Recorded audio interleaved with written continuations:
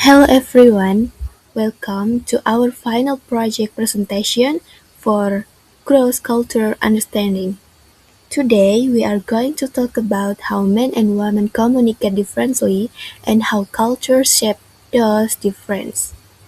We are comparing two cultural contexts, Indonesian and Western cultures. Let's get started.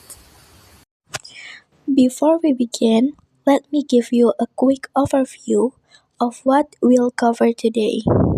We'll start with an introduction, then cultural background, comparing Indonesia as high context and the West as low context. After that, verbal communication, nonverbal communication, politeness, and misunderstandings, theories applied, personal reflection, and conclusion.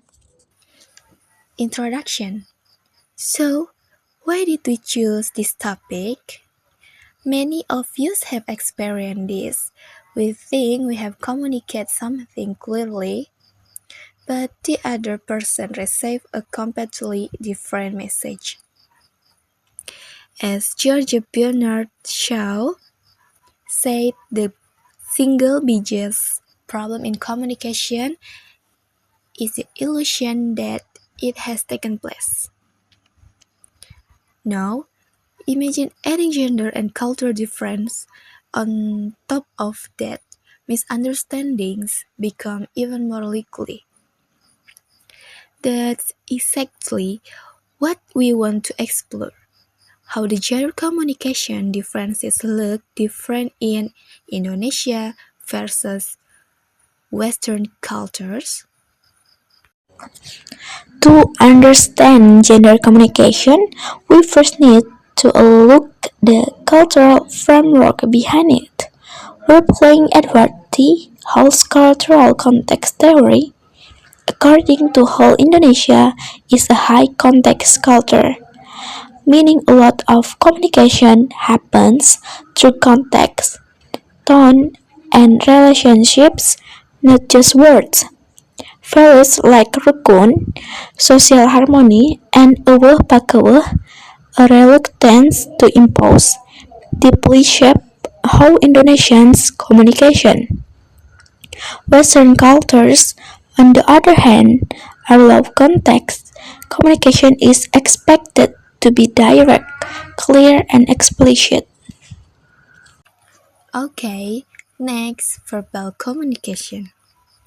Now let's look at verbal communication using Deborah Tennant's theory. Tennant identified two styles: report talk, used more by women, focus on building connection, and report talk, used more by men, focused on sharing information and asserting status. In Indonesia, women tend to be even more indirect.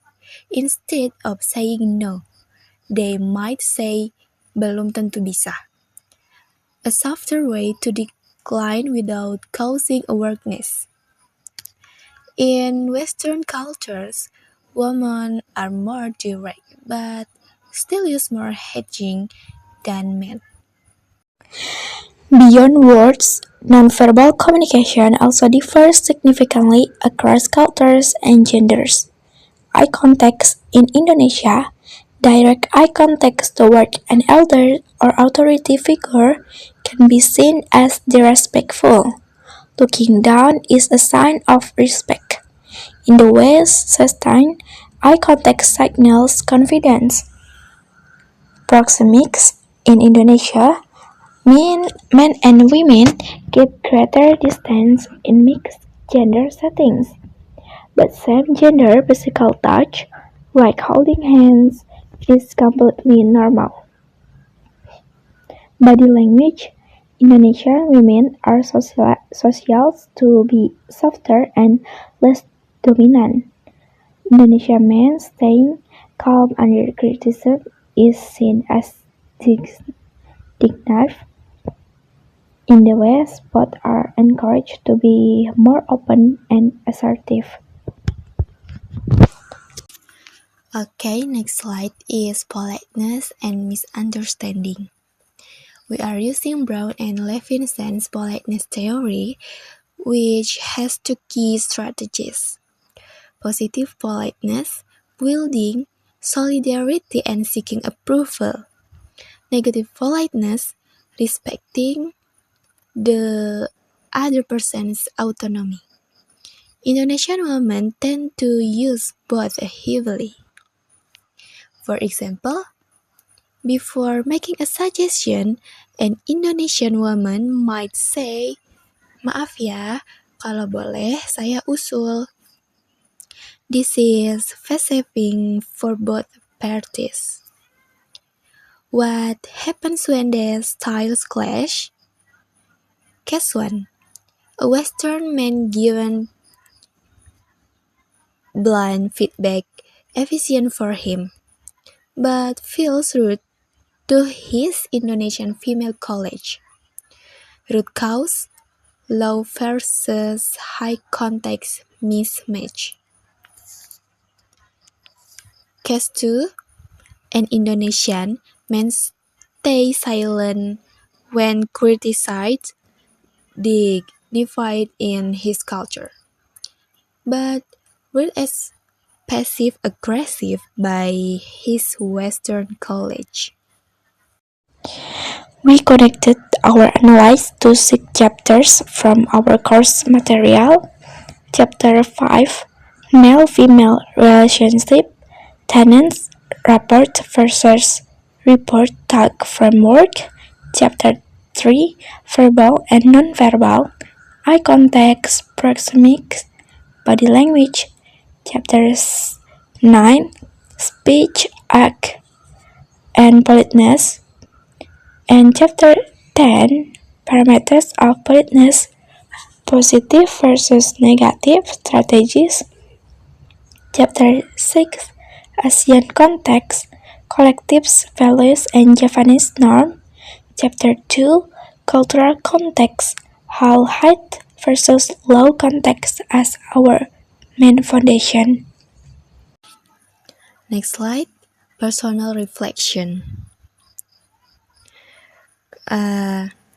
Working on this project was genuinely eye-opening for both of us. The biggest insight: neither communication style is superior. Indonesian indirectness reflects deep respect for others. Western directness reflects a value for clarity. Both have their own logic and beauty. As Indonesian students, this project made us look inward. We started noticing how much of our daily communication is shaped by gender norms we never consciously choose. And the theories from this course stop being abstract. They become tools to understand things we experience every single day. So, what have we learned from this project? First, gender communication differences are deeply cultural, not just biological. Second, Indonesia and the West produce very distinct communication norms, shaped by fundamentally different values. Third, intercultural competence means empathy and cultural awareness, not just language skill. Fourth, understanding others begins with understanding ourselves. Thank you so much for watching, and thank you to our lecturer for this meaningful assessment. Bye bye!